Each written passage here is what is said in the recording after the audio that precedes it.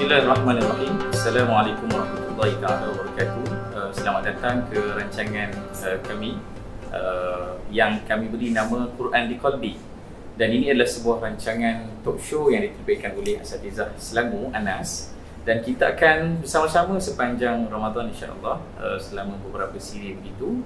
Dan kita akan berikan perhatian kepada surah-surah dalam Al-Quran. Dan kita akan tengok bagaimana surah-surah ini boleh masuk ke dalam hati kita. Kerana kita tak mahu Quran tu tersekat di kerongkong dengan bacaan-bacaan yang kita alunkan sepanjang Ramadan kan. Kita cuba sama-sama lah untuk bawa Quran tu dekat masuk dalam hati kita insya-Allah.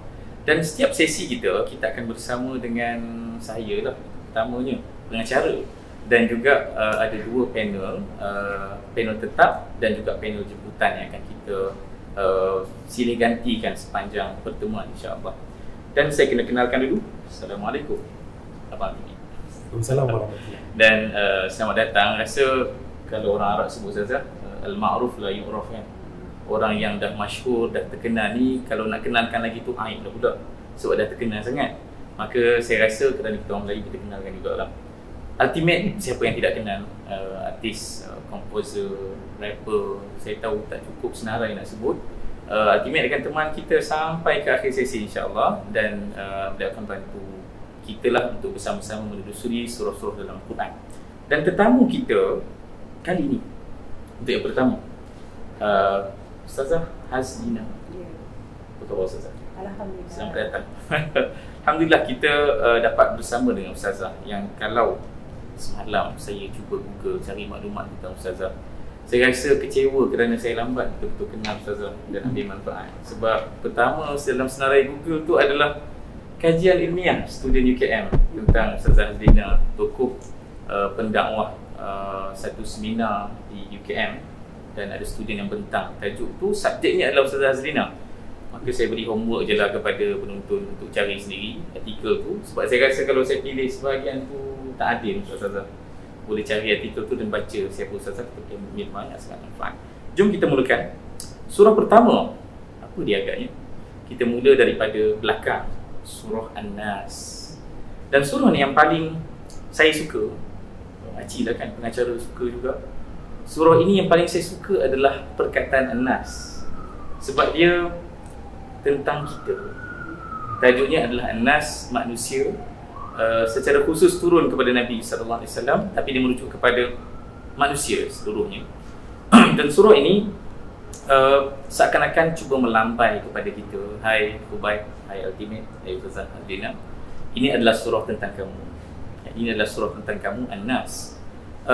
Dan surah ini sebagaimana kita pun rasa nak tersentuh dengan surah ini, terlebih dahulu Nabi SAW telah mulakan pengambaraan ke dalam surah ini apabila dalam Al-Bukhari meriwayatkan Nabi SAW menyebut tidak ada surah yang setanding dengan kedua-dua surah ini ketika ia turun, iaitu dua surah iaitu surah Al-Falaq dan An-Nas.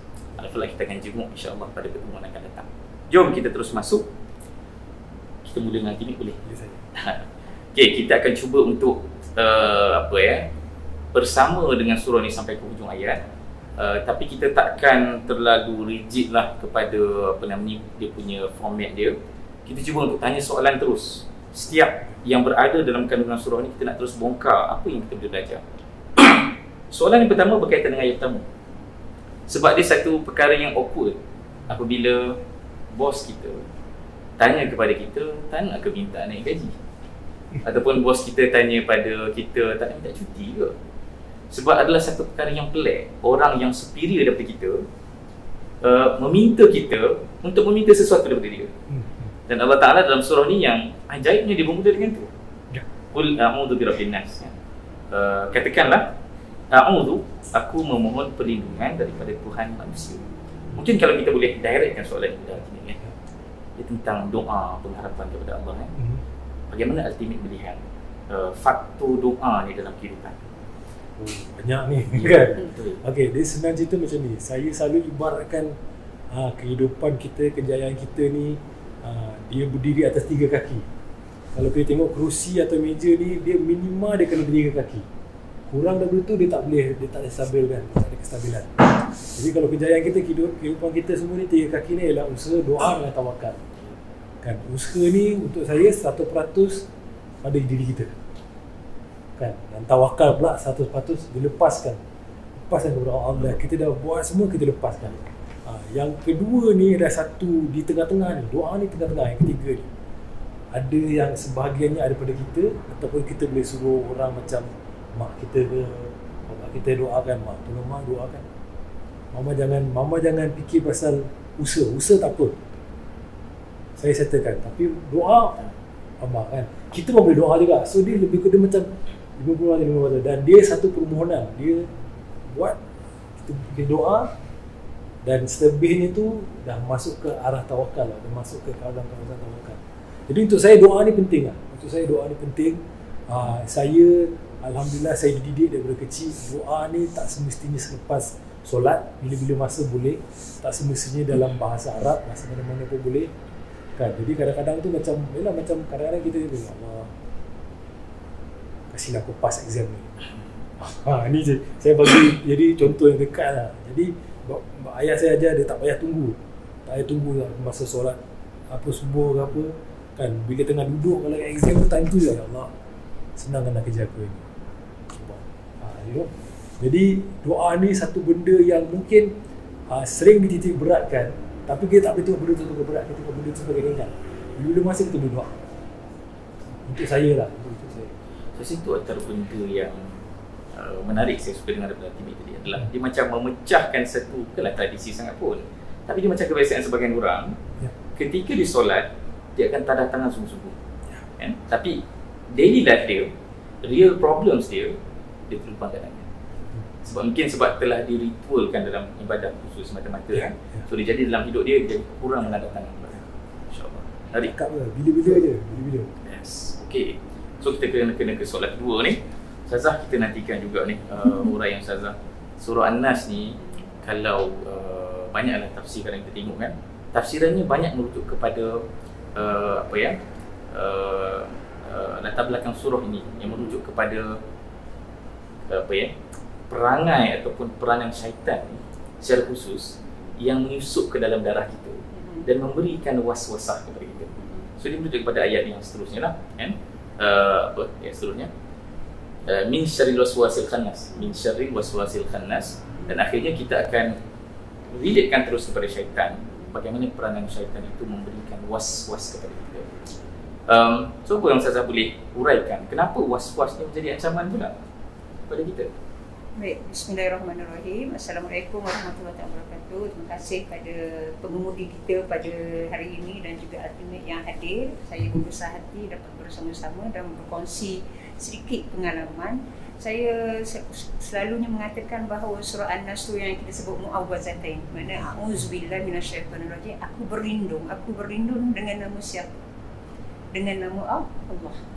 Jadi sebab itu kalau kita baca kul a'udzu birabbin nas malikin nas, yang pertama ialah bersifat mulukiyah. Ilahin nas itu tauhid uluhiyah. Ya, ilahin min syarril waswasil khannas, maknanya tauhid rububiyah. Jadi akhirnya kita percaya bahawa waswas itu ialah ketika Allah menciptakan Adam, diciptakan juga ialah makhluk-makhluk yang lain termasuk jin dan iblis. Jadi kita bertanya, apa kegunaan di Allah menciptakan jin dan iblis?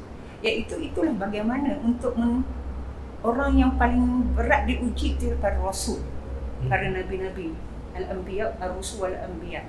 Jadi kita kata adakah dunia ini pengalamannya itu hitam dan putih, biasa gitu orang kata, ataupun ada di antara itu pelbagai warna, di antara hitam dan putih itu ada pelbagai warna. Itulah yang mencorakkan kehidupan manusia. Jadi bila kita sebut dalam Al-Quran, An-Nas itu sendiri, kata An-Nas itu sendiri, Al-Insan dengan Basyaron. Saya ambil 3 je. Dalam Quran ni ada disebut ni, An-Nas pun manusia, Al-Insan pun manusia, Basyaron pun manusia. Jadi apa perbezaan itu? Keindahan kalau kita belajar dalam sintaksi bahasa Arab. Jadi An-Nas itu dalam perkataannya, Ya ayuhan nas, tak kiralah manusia apa sekalipun, berwarna kulit apa sekalipun, berbangsa apa sekalipun, dia pasti mempunyai emosi yang sama, perkara-perkara asas yang sama, makan, minum, tidur tu dah memang semua. Sebab itu kenapa diciptakan manusia ini berbeza-beza. Kemudian itu yang pertama, Al-Insan ni ialah diri manusia sendiri, insan. Sebab tu Perkataan insan dalam Al-Quran itu individu. Sebab itu perkataan insan dalam itu baru satu dalam satu. Kalau perkataan satu lagi, perkataan nas banyak 247 kali disebut dalam Al-Quran. Nak mana perkataan insan bukan basyaron. Basyaron ini ialah manusia. Perkataan basyaron manusia dalam bahasa Arab, kalau kita tengok sebenarnya ialah manusia yang mempunyai nafsu.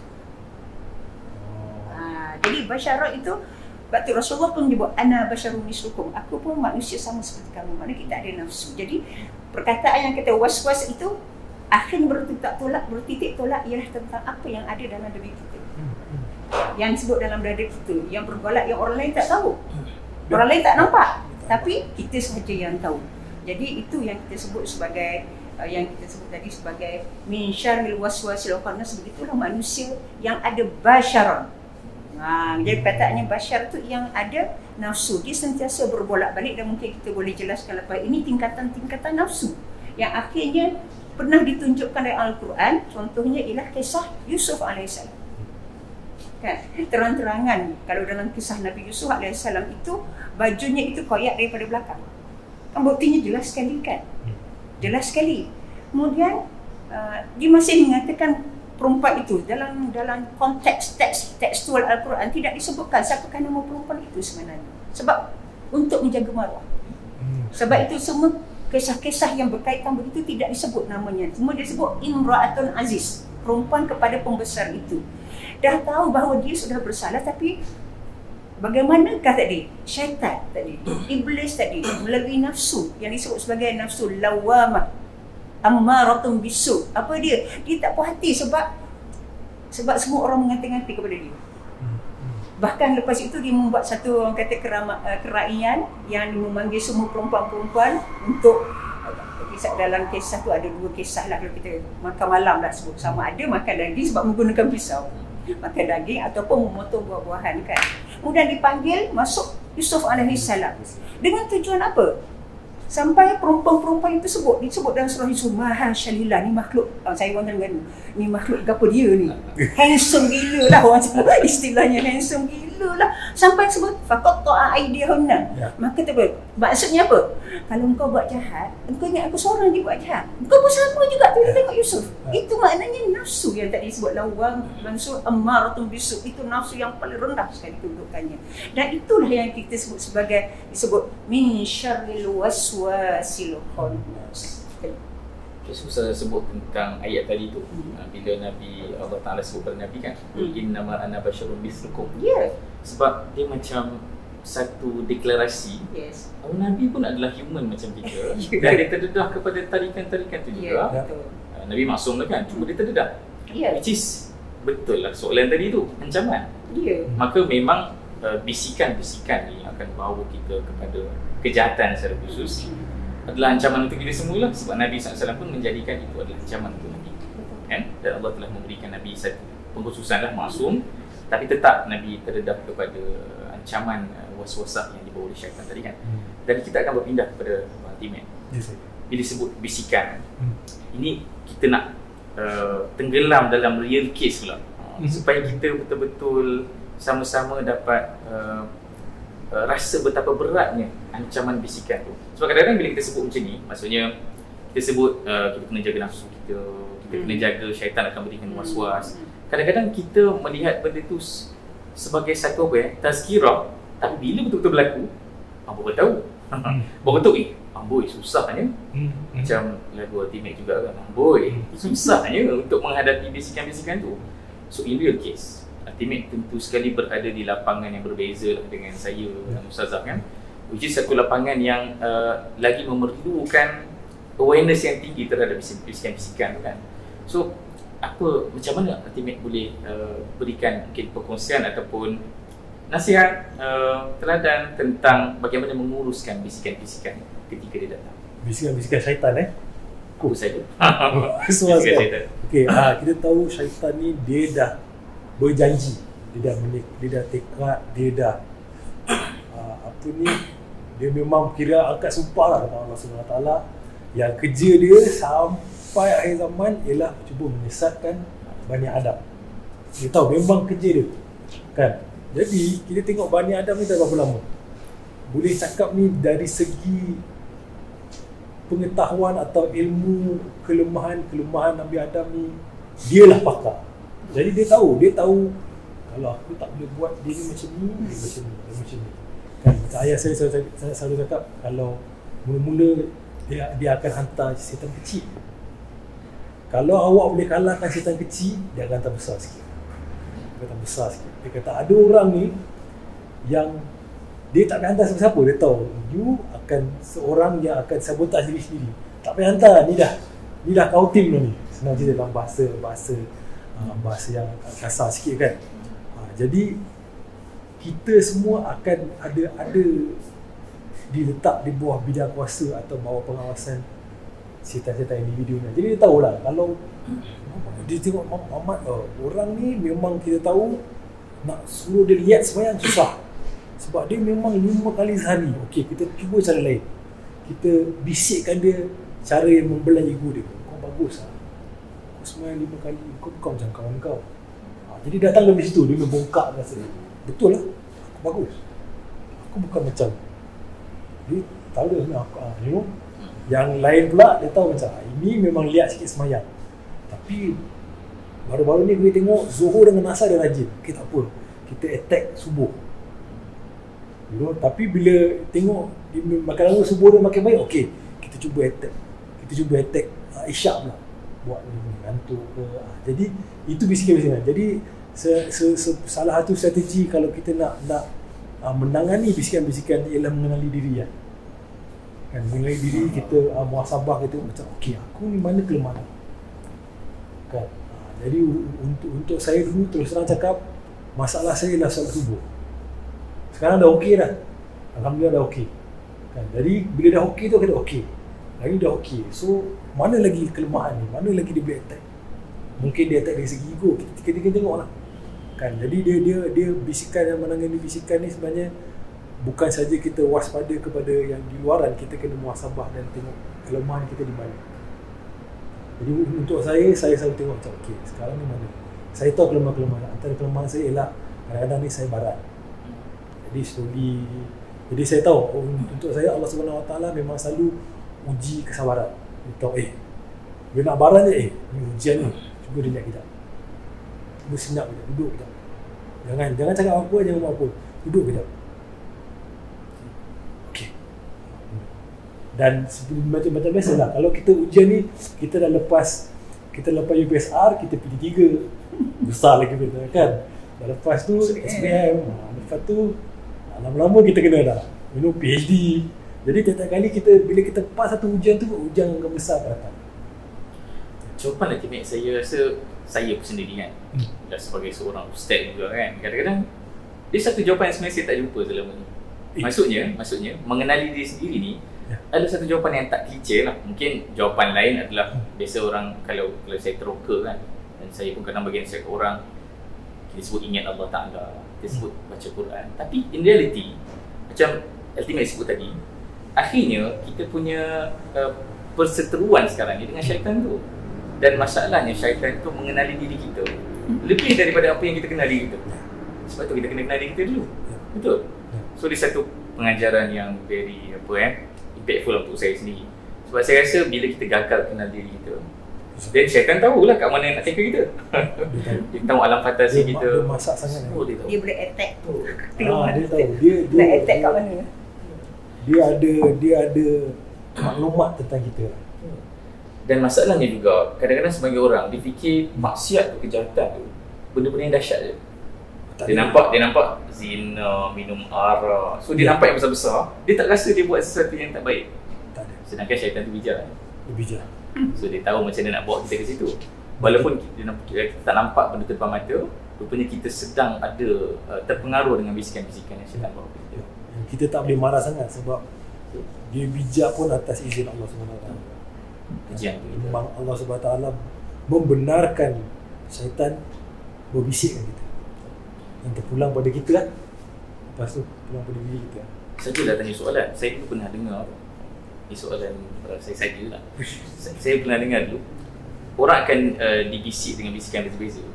Ustaz akan ada bisikan lain sikit lah daripada orang-orang yang mungkin dalam bidang lain. saya dulu pernah blogging. Saya perasan kan, syaitan ganggu saya semua pasal blogging. Betul. Dia akan cakap, oh tak update lagi ni blog. So akhirnya kita terganggu. Macam Ultimate, adakah Ultimate setiap kali solat, setiap kali nak fokus sesuatu, syaitan ganggu dengan tanya, lagu dah siap belum? Wah, selalu. Ya, itulah bisikan dia. Bisikan dia. Ataupun kadang-kadang macam dia punya bisikan dia bukan untuk tak semayang, lambatkan sikit dengan harapan sampai satu tahap terlalu lambat. Terlalu lambat. Jadi kita kena berwaspada. Bijak. Kita kena bijak lagi daripada syaitan. Okey, jom kita ke soalan yang seterusnya untuk Ustazah. Ayat terakhir surah An-Nas. Sebab tadi kita banyak sebut tentang syaitan kan. Tapi ayat di hujung ni dia kata minal jinnati wan nas, daripada jin dan manusia. Bagaimana Ustazah melihat ayat tu? Kenapa dia melibatkan manusia sekali? Adakah manusia ni macam syaitan juga, hebat sangat macam syaitan?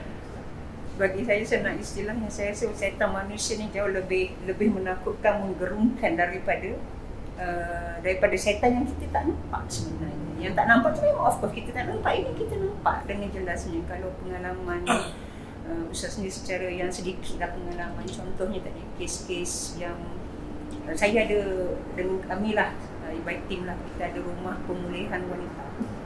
Ya, kes yang datang tu luar biasa lah. Pertama yang kalau hari ini lah dalam PKP yang pertama, yang kedua tu contohnya saya dapat panggilan telefon daripada kat utara lah, senang cerita kita duduk selama kat utara. Dia cakap, Ustazah, dia menangis lah itu, Ustazah saya tak tahu nak cakap apa. Saya cakap je lah. Dia cakap macam ni Ustazah, dia cakap saya ni suami saya berhutang dengan Alung 100,000. Jadi cara nak menebusnya itu ialah, saya ringkas je lah, cara menebusnya itu ialah dengan isterinya itu disuruh tidur dengan 3 orang lelaki setiap malam dengan bayaran RM50. RM50. Maknanya untuk tidur, maknanya 50 lah saya cakap. Sebenarnya saya macam terhenti juga lah fikir kenapa berjadi begitu. Tapi yang paling yang saya menyebabkan saya terfikir, dia telefon tu bukan kerana sebab dia. Sebab dia dijadikan hamba tadi, hamba nafsu seks tadi. Tetapi bila disebut masuk PKP kedua, sekolah tutup lah senang cerita. Jadi disuruh pula suaminya menyuruh anak perempuannya yang berusia 16 tahun untuk tidur dengan lelaki untuk lebih cepat melangsakan hutang Alung itu dengan bayaran lebih mahal sikit, RM150 satu kepala. Saya ketika itu memang keluar air mata. Saya tak tahu nak cakap apa dah. Saya cakap, dia cakap je, kalau saya okey lagi Ustazah, tapi anak saya tak boleh. Itu yang disebut sebagai kejahatan yang sebenarnya nampak di depan mata kita. Kalau yang iblis syaitan tu kita tak nampak. Tapi ini nampak, dan saya hari-hari terima kes seperti itu. Sebab tu saya selalu sebut dah, saya kata yang disebutkan sebagai kejahatan al-Nas itu ialah dalam dada kita sendiri. Itu yang disebut padanya, kata makna zalikal kitabul la raiba fihi, kan tidak ada keraguan pun. Jadi apa makna yang disebut was-was kan, mana ragu-ragu? Kan was-was mana ragu-ragu? Jadi lawan kepada ragu-ragu apa dia? Iman bermakna yakin kan? Al-iman bermakna al-yakin. Saya yakin kalau saya tak ada duit sekalipun, saya akan usaha. Saya jual kuih, saya jual orang, saya ini, tapi tidak sampai saya menjual anak dan isteri saya sendiri. Itu yang hilang. Dan itu yang kita kata ancaman yang terbesar itu ialah daripada kejahilan dan kegelapan. Jadi back tu saya kata ini sebenarnya lebih parah daripada kalau kita belajar zaman era jahiliah dulu. Ya, anak perempuan itu dibunuh hidup-hidup. Sama juga sebab selain daripada kes tu, kalau selama 15 tahun, 17 tahun dah rumah pemulihan dan wadah, saya tanya macam mana boleh terlibat dengan kes-kes seperti ini, kes-kes perzinaan dan sebagainya. Bermula daripada perkara-perkara yang kecil, bukan daripada perkara-perkara yang besar. Perkara-perkara yang kecil, cakap I love you, chatting, tidak ada itu dan sebagainya. Akhirnya terjebak. Saya cakap, biasanya saya tanya, ikhlaslah saya tanya, terbuka saya tanya, biasanya lelaki tu cakap macam mana saya tanya? Sikit je. Tadi lah, sikit je. Tak perlu banyak, sikit je. Kalau buka tudung sekali je. Kemudian, daripada tudung ini dan sebagainya. Maka itulah yang terjadi. Jadi saya cakap, lawan bagi was-was ini memang jelas. Alif lam mim zalikal kitabul la raiba fihi. Tidak pernah ada keraguan dalam Al-Quran itu. Hudal lil muttaqin. menjadi petunjuk bagi orang yang bertakwa. Sebab itu kalau kita bercerita tentang was-was, kita tentang ini, ia akan balik kepada ketakwaan. Apa makna takwa? Banyaklah para ulama kita mentafsirkan sebagai rasa takut, rasa gerun, rasa kata ingin ada benteng dan sebagainya, banyak sekali. Jadi itu yang saya ingin tegaskan dalam permasalahan yang kita tengok. Walaupun kita kata ayatnya tadi simple je, qul a'udzu birabbin nas, malikin nas, ilahin nas, tapi dia berada di dalam dada kita. Apa dia yang berada dalam dada kita? Babul qalbi, babnya tentang hati dan tentang jiwa. Susah nak buang cerita tadi daripada fikiran kita. Berat hati sebenarnya dengan cerita Ustazah. Ya, selama 17 tahun akhirnya bagaimana nak buat mencari apakah orang kata dah ada penyakit, kita kena cari ubatnya kan. Tak apa. Saya rasa akhir kembali kepada pemulihan, penyembuhan jiwa manusia. Dia balik kepada al-qalbu.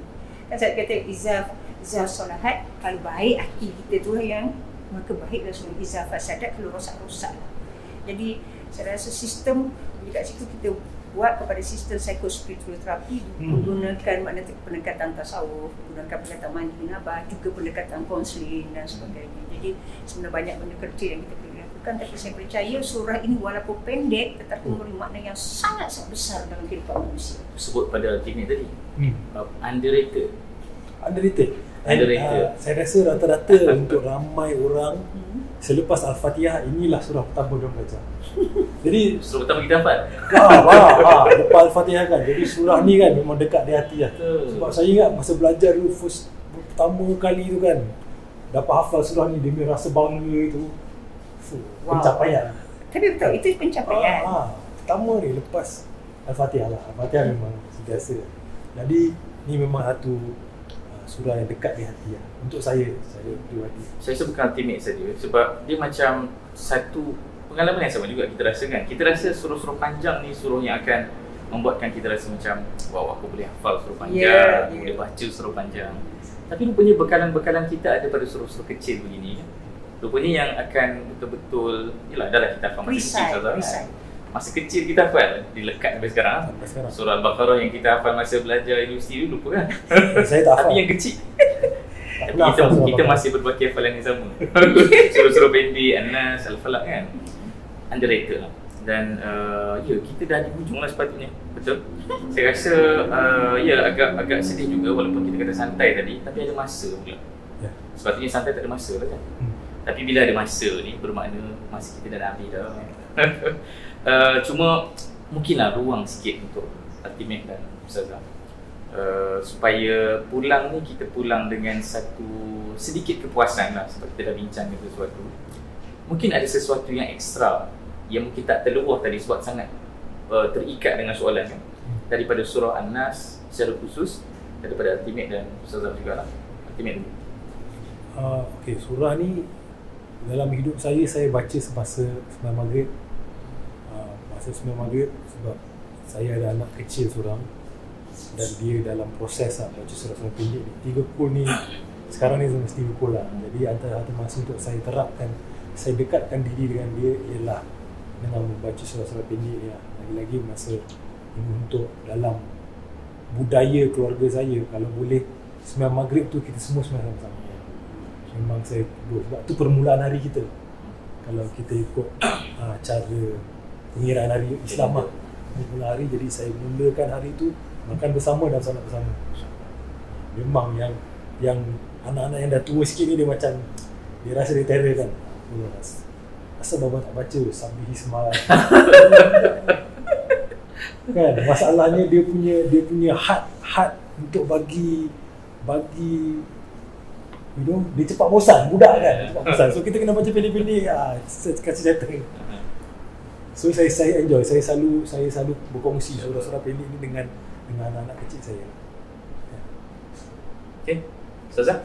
Okay, jadi macam yang kita dapat ambil, kita kata hikmah daripada perjumpaan kita yang singkatlah hari ini ialah bahawa sebenarnya inilah sebut doa silahul mu'min. Doa itu ialah senjata orang beriman, itu ialah pada doanya.